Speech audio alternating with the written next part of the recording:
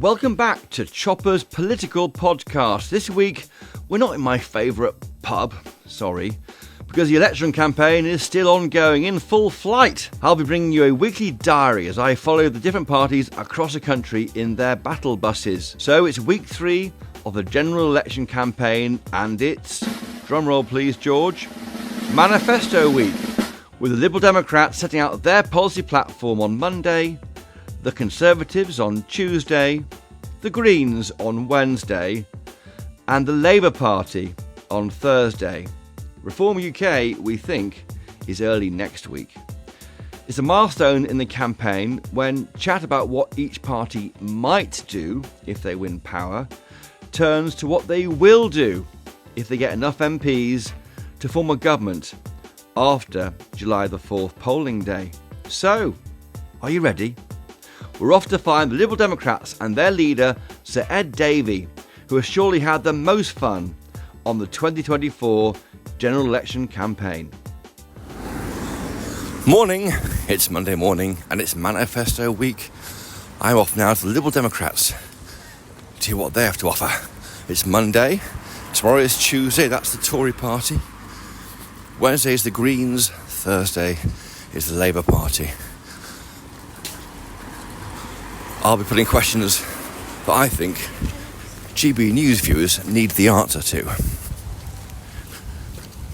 Problem is, I've got to work out what those questions are. There you have it, the end of the Liberal Democrat manifesto launch here in a kind of warehouse near Old Street. We're sitting on white chairs and cushions. We heard there from Sir Ed Davey.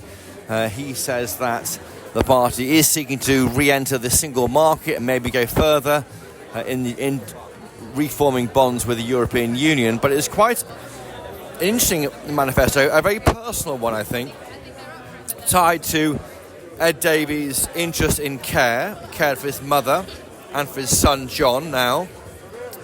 He wants local champions for NHS and care workers, bereavement support for parents whose partners have died, an end to dumping sewage on beaches. We do know the Lib Dems are making a lot of that noise in the Blue Wall.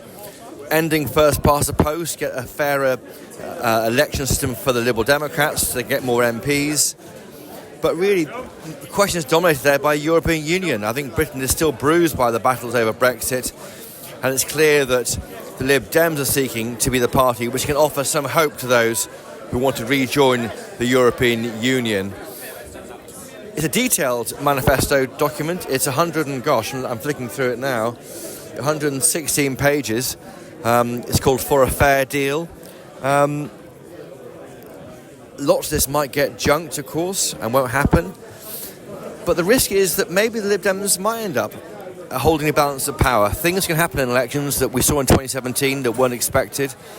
And if so, this document will be read a lot more closely after the election than probably before it. Well, we're still here in near Old Street, near Silicon Roundabout, as it's known in London. I think it's quite an interesting document. I think the language on the manifesto is quite clever. Liberal Democrats can go towards rejoining bits of the European Union. Labour won't do that, and the Tories certainly won't do that. But the policies are quite interesting. The way they look at both Tory and Labour policies. For example, free school meals is one policy, but also defending the European, the Human Rights Act. That's for the Tories and one for Labour. So every burglary to be attended by police and investigated. The plan to end sewage dumping on beaches. I think it's quite interesting how the party has a document here which is something for everything, and that is why the Lib Dems are so potent wherever they go, because they offer an alternative to whichever party is leading in that area, whether that is Labour or the Conservatives. And that's why they are so annoying to the main parties, because they can do this. But of course, that's democracy, and that's the battle which the Tories and Labour face. And Peter Walker here from The Guardian. Peter, how do you think that went down? I mean, there's two things. The first of which is that in policy terms, there were no surprises. I mean, the only thing which was released late was this increase to capital gains tax. And that was so late, it's not even in the manifesto, it's in the costings document. And so, to an extent, it's kind of what they've been saying for quite a long time. It's very un-2019. Brexit doesn't get a mention till about 100 pages in. They know their diehard fans really oppose Brexit, but they know it's not going to happen soon. But I think the other interesting thing was just how glitzy it is. I mean, looking around us here, we're in this kind of North London warehouse, which if you were to buy it probably costs more than the entire property wealth of my family and extended family. And it's not very Lib Dem, but they did really badly in 2019. They only got 11 seats. They're now up to 14, but they could very realistically win 50 plus. So, I think it's quite easy for people to not pay much attention to Lib Dems, but the next Parliament, they could be quite a big thing. That's right. And I asked the leader, Ed Davey, what's the point of voting for Liberal Democrats? It's a great document, a detailed document. What's the point? And he said, I want to create local champions. And that's the point, is they're a local party that faces wherever the big opponent is. In here, they want to support the Human Rights Act, and they also want to provide free school meals. So they kind of face Labour and the Tories, don't they, in different parts of the country. And that's what's so annoying about Liberal Democrats, because they can do. I mean, that's the thing, particularly at local levels. I mean, all local parties, when it comes to local policies, you can kind of go off-piste slightly, but the Lib Dems particularly do. But I think the interesting thing is why vote Lib Dem is that, particularly in this election, their kind of more basic pitch is, in many seats, if you want to get rid of the Tories, then we're the people to do it. Because in a lot of these so-called blue wall seats, these home county seats, Labour are not really going to win. And they're basically saying to Labour and Green voters, we're the only ones, we came second last time, we can get them out. So give us your vote, and it's yet another high-profile Tory gets kicked off. Maybe Jeremy Hunt, who knows? And just finally, Peter Walker, I guess the point of this document is it's far more interesting after the election if there's a hung parliament. Because currently it's got some ideas in here and everyone looks at them. But if there's a hung parliament, we'll try and find our old copy of the Lib Dem manifesto and look at what on earth they'll demand in a coalition agreement. Now, I know the polls are nowhere near that, but they polls can come back. We saw in 2010, unexpected coalition. 2017, Theresa May lost her lead. Things can happen in elections. That's a good reminder for me to guard this document carefully and bring it in to the office on election night, just in case at 10 p.m. we get an exit poll that says, oh my goodness. Yeah, I mean, they would argue it does have some resonance anyway, because if you have 50 MPs, even if Labour have a kind of massive presence in Parliament, you can still push on things. I mean, I think the idea of having this increase in capital gains tax for wealthy people is essentially a wealth tax, which Labour have shied away from. It's kind of waving a flag to voters saying there is another way. And other parties notice that, particularly Labour, because they know that a lot of people waver between Labour and the Lib Dems. But, I mean, I think most likely they are just going to have to slog away. But, frankly, it's much easier slogging away if you've got 60 colleagues rather than just 11. Well, the fight back starts here. Peter Walker, back to your computer, filing for The Guardian. Thanks for joining us. I'm still here in Old Street. Amy Gibbons here from The Telegraph. Amy, what hit you from this 116-page Liberal Democrat manifesto? Well, there are an awful lot of pages, and I haven't quite managed to get through every single one of them so far, but there are a couple of bits that stood out to me in particular. One of which is the Lib Dems have pledged to allow local authorities to raise council tax on second homes by up to 500%, which I think will not go down particularly well with some people. There's also, obviously, the reforms to capital gains tax, which I think a lot of people have picked up on. And separately, they're also looking at reforming the gender recognition process, which I thought was quite interesting, including recognising non-binary identities in law. And yet the party also has other measures for Conservative voters too. They want to lift the personal allowance. That's quite popular. They want to investigate every single burglary. The party, it does face both ways, doesn't it? Both appeals to both Labour and Tories, depending on where they are in the country. I mean, what does Liberal Democrats stand for is hard to define from that document. Absolutely. I mean, unfortunately, Chris, I didn't get a question, but one of the things that I wanted to ask was if they were... I mean, most people would accept, right, we're not going to get a Lib Dem majority, so if we're going to get any of these policies, it would be through some kind of minority coalition arrangement. So I wanted to ask them, out of these policies, what would actually be their red lines if they were trying to strike a deal with... They've ruled out anything with the Tories, but if they were going to strike one with Labour, and I didn't manage to ask that, but I'd be really interested to know, because we know in the past it's not gone particularly well for them when they've picked something out that they say they won't compromise on, and then found that they have to when it comes down to it. So it does raise the question, out of all these policies, as much as they might be trying to appeal to everybody and cover a lot of bases, what actually matters to them most? The point of the Liberal Democrats is, well, I was able to ask a question for GB News. I'm sorry you weren't able to ask. Oh, no, it's all right. No, but I asked, what's the point of the party. Yeah, I remember, yeah. And he said, well, we want to create local champions on issues, which is interesting, isn't it? But that's the nature of our democracy. You are voting for a local candidate, aren't you? You can be an MP. And that's what the Lib Dems, I think, they have been saying for some time. They wouldn't kind of come out and say, I don't know if you remember, I think it was Jo Swinson in the past said that she could see herself as Prime Minister, and that didn't go down very well with people. And I think they're kind of positioning themselves more as local champions, and they have been so far. Yes. But I suppose that undermines, when it comes to a manifesto launch like this, what it actually means, what they stand for, and what they'll be willing to kind of fight for if they do enter into any kind of like power sharing agreements. So read this afterwards, not before the election. Yeah. I would say actually possibly that's the way to do it. Just finally, I think he is a humble leader. I mean, there was no attempt to say, as you said, Jo Swinson vote for the Prime Minister. No one is saying that, and he's not saying that. He's trying to restore, I think, the Lib Dems to where he thinks they should be, which is more than 14 seats in the old Parliament, more towards 50, and they might get that in the polls. I think they might do. I mean, we saw.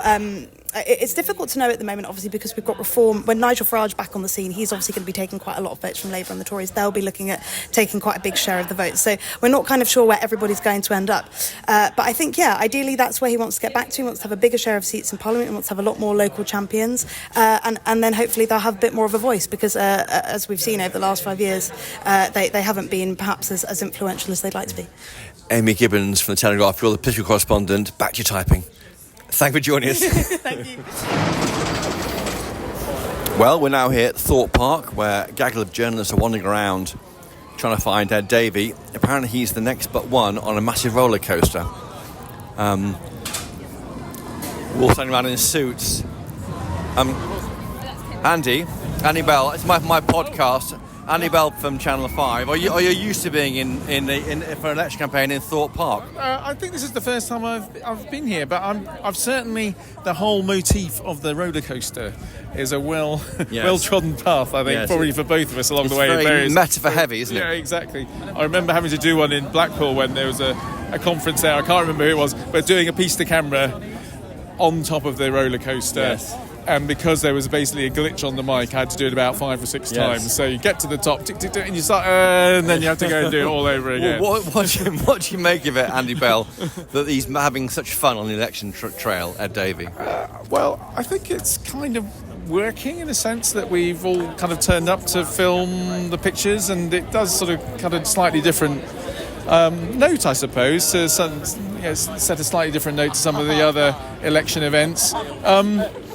I mean, I think he can do a bit of serious as well as fun. Just because everything is serious, so we have to be serious all the time. Yeah. I don't know. The danger is, I mean, could someone who is in serious danger of becoming Prime Minister do this? Probably not in the same way that he has been doing it, but somebody who is trying to carve out a little bit of attention in a crowded field, I think it probably works. Yeah, that's right, Andy Bell. I think also he's showing a lot of himself as a carer. He's got commitments at home. Life, when you got a lot of commitments at home, then life is important, but not overly important. Maybe work life. Well, I think he's obviously been talking as well about his experience as a carer, first for his mother, then for his son, and I think that has been put over to the public as well. He had a election broadcast based around that theme. So I guess, again, they're hoping to cover off both bases in a way that you can portray him as somebody who's had challenges in life and has a serious side to him, but is not above letting his hair down and giving the rest of us in TV terms some quite fun pictures, because we know that making fun television out of politics isn't always the easiest thing. We try our best. Andy Bell, thank you. Well, I'm back in London on Parliament Square after day one of the manifestos launch. I enjoyed meeting Ed Davey. I think he's an admirable man. He cares for his son, John, who's disabled. He cared for his mother when she was alive. He spoke movingly in his speech today about going to a hospital ward in his school uniform. And I think he's not over-promising as Lib Dem leader. He's not saying, I want to be Prime Minister. I asked him that twice. He wouldn't say yes to that. He knows the Lib Dems have got a chance here to create a base of maybe dozens of MPs to support their agenda and be local champions, to use language that Ed Davey uses, In there's some controversy in this manifesto published today by the Lib Dems. It talks of rejoining the single market. That would mean the UK would be a rule taker, not a rule maker, subject to EU laws we can't change. That's their idea. And it's not a silly idea because it will attract some support from people who want us to be closer to the European Union. And Ed Davey and his team know that Labour cannot say that, and the Tories certainly won't, so why not? There's some votes there. It might swing a few votes around the edges in the so-called blue wall, which the Liberal Democrats are trying to take Tory support away from. So, day one, the Lib Dems are done. Tomorrow is Tuesday, and it's a Conservative Party, and we're off to the Grand Prix. Prime Minister Rishi Sunak decided to launch his manifesto from the legendary Formula One circuit at Silverstone in Northamptonshire. It was a location filled with metaphor depending on his party's fortunes. The Tories could either be stuck in reverse gear, in the pits, or maybe storming to victory and lapping their opponents. Even movie actor Brad Pitt was there to add a bit of Hollywood sparkle to the proceedings. So I'm here in Silverstone now, getting ready for the unveiling of the Tory manifesto. I'm with Camilla Tominey, my colleague here from GB News. Camilla, never ends, does it? I know you're busy. What are you expecting from the Tory party today? Well, don't we know what we're getting? Don't we know we're getting a 2p cut to national insurance? We're getting national service for 18-year-olds.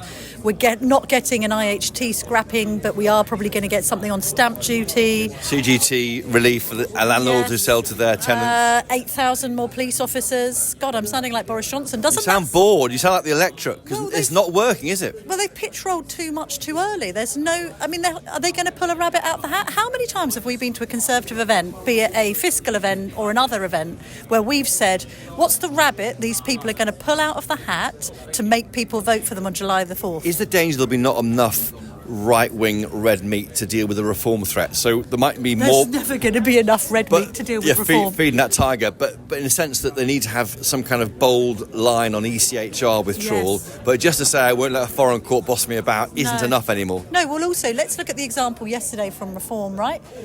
Richard Tice and Nigel Farage say that they want to increase that VAT threshold for businesses from 90 to 150 grand. That's something that Jeremy Hunt should have done in the budget and didn't. He just raised it for 5 grand, made no difference.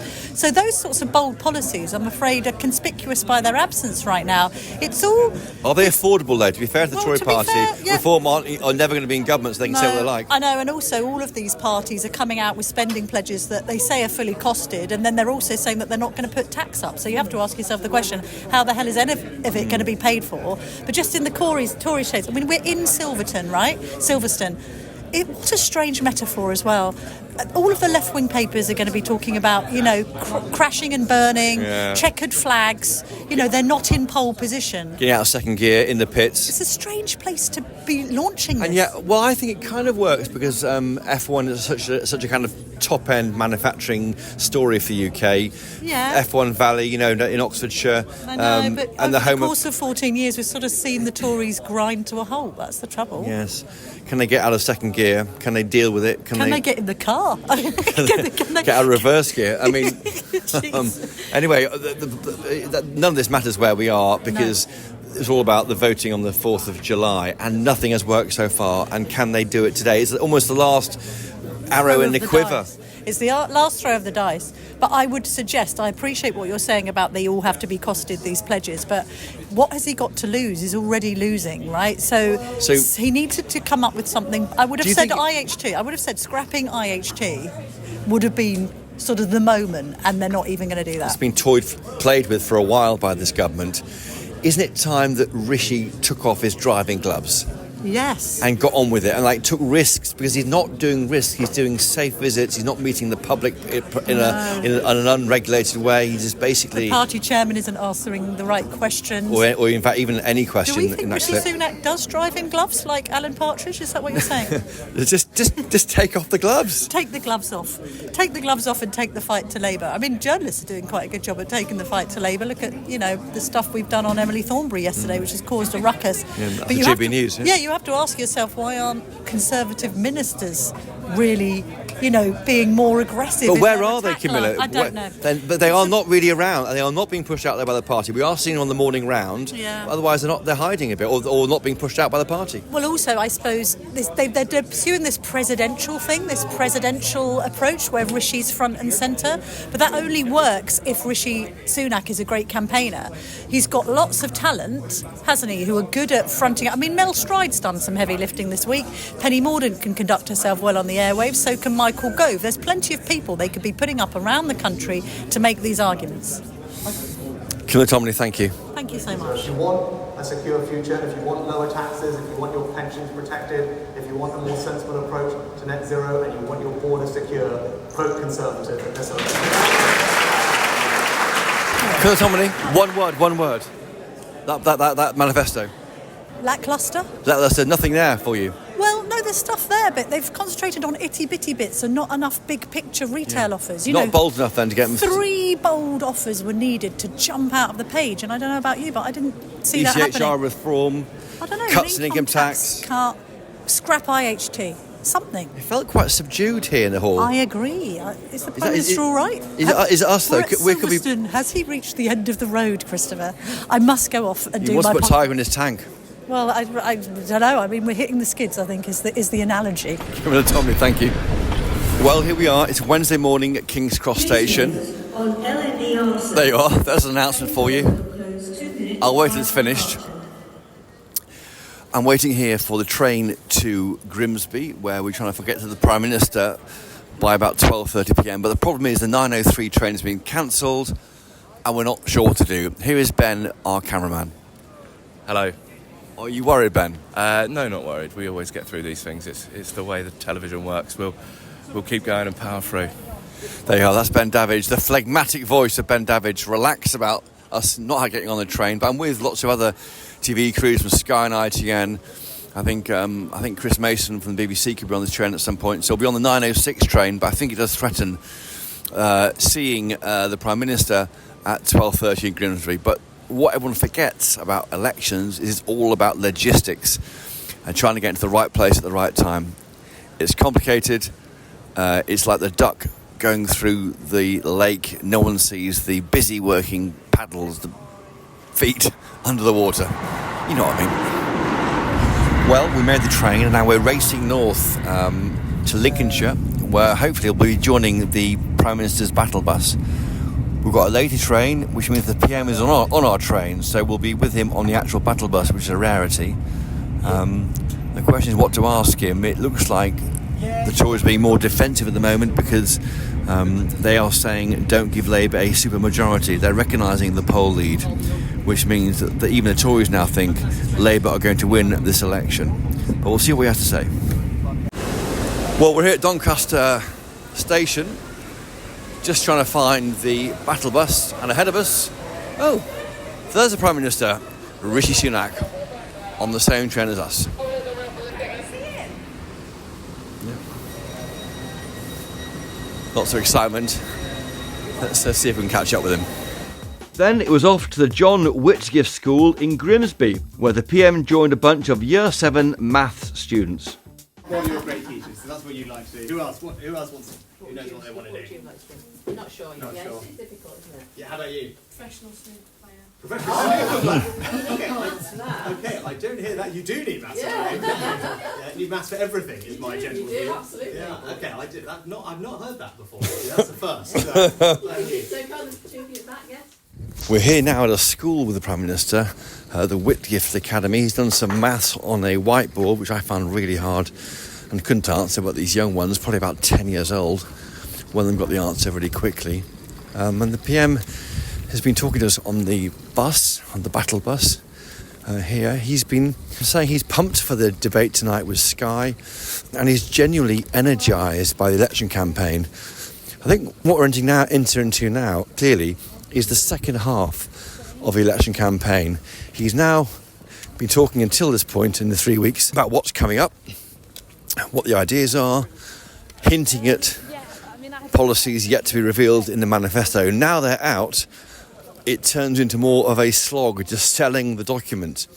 There's no more policy to be announced, nothing to change in the manifesto.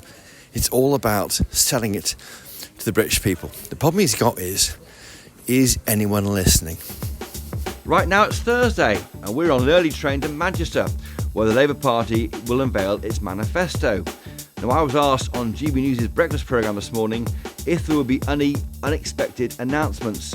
I said no, and I do hope my prediction was right, or I might look a little bit silly. Keir Starmer, you're so far ahead in the polls. Should we prepare for a one-party socialist state, as the Tories say? And is that a good thing? And also, just quickly, you want to reduce net migration. What on earth does that mean? Is that below 100,000 a year? Look, Chris, let's reject the cynicism of the Tory campaign.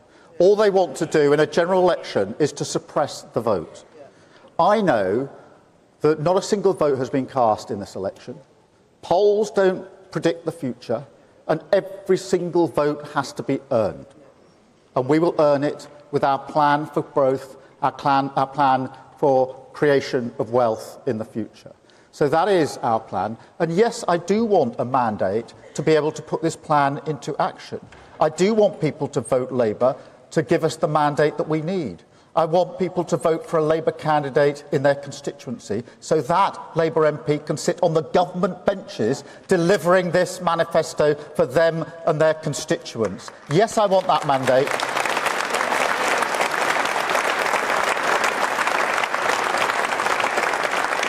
Change is what we need, but if you want change, you have to vote for change, and that means voting Labour. Thank you very much, Chris. I'm in the spin room now with Lisa Nandy. Lisa, you were there on the top, on all the serried ranks, looking down at us journalists, asking difficult questions. We never look down at you journalists. How was it? It felt. To me, well, how did it feel for you? I'll tell you how I felt. Well, it felt buzzy, it felt upbeat. It's the moment that we've been working towards and waiting for a very long time. And we're really, I think you can see, we're relishing the opportunity to put our case to the country in this election. We're really enjoying ourselves. We're out in the battle bus. We're having fun. I stole it from Angela last week and renamed it the Nand Wagon. The only complaint that I have about the manifesto was that we in the Shadow Cabinet, we were all seated facing the audience. And so to watch Keir on stage, we all had to turn our necks to the side, and at one point I said to Wes Streeting, there better be something in this manifesto about free physio for politicians, because every single one of us has now got a crick in our neck. Looking to the left. Yeah. But it did feel optimistic. I felt. I mean, I think it felt different. I mean, maybe, I don't know, it felt subdued, I thought, on Tuesday for me at Silverstone.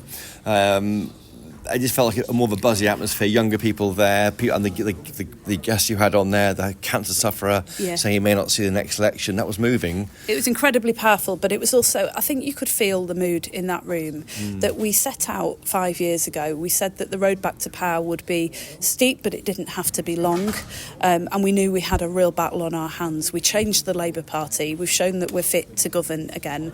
But I think what you saw today was that we're ready to govern and that we're hungry to govern, not because there's so much at stake for the Labour Party, but there's so much at stake for the country, and we know this is a better country than the government that it's got. And if you win power, it's on you, isn't it? I mean, trust is so easily lost, and you must be aware of that, of course. So what you say in that document must be what happens. You can't go back on any part of it. It's at a time when trust in politics is at an all-time low. That's absolutely right, and we've been criticised for being cautious, but I know that I can go home and look my constituents in the eye and say to them, every single thing in this document I know that we can pay for, and I know that we can deliver. So it was an exciting moment for us, but it's an awesome responsibility. Not a single vote has been cast, so we went straight out in the rain straight after the manifesto launch and started banging on doors, determined that we're going to make the work starts here. We're halfway through the campaign, 21 days gone, 21 days to go. Oh God, is it really? Feels like more. It does. Thank you for joining us, Lisa Nandy, and enjoy the debate. We're here in the spin room. Thank you.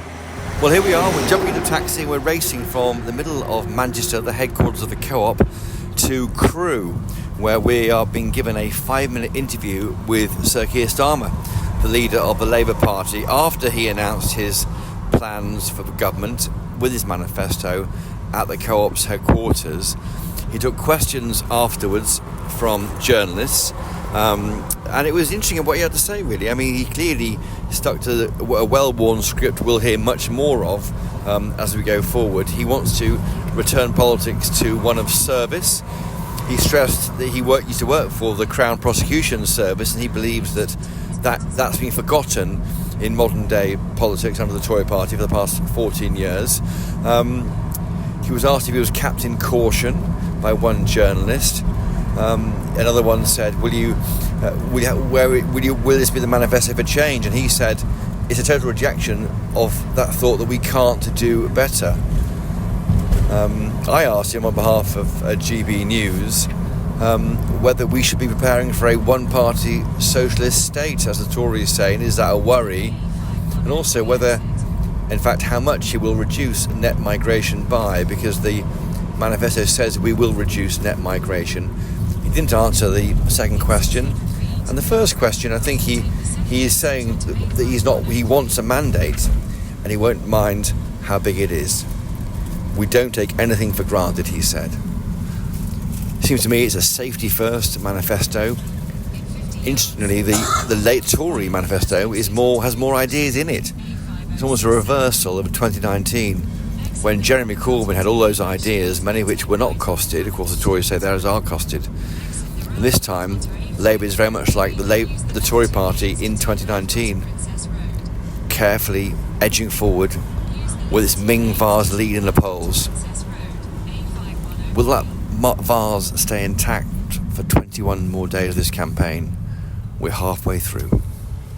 Well, I'm here at Gresty Road, the home of Crew Alexandra, waiting to speak to Sir Keir Starmer. It's the last stop on our manifesto week. We're waiting to hear from Reform UK next week. I think it's been... There's a choice now with these different manifestos. Next 3 weeks will be about selling them to the country.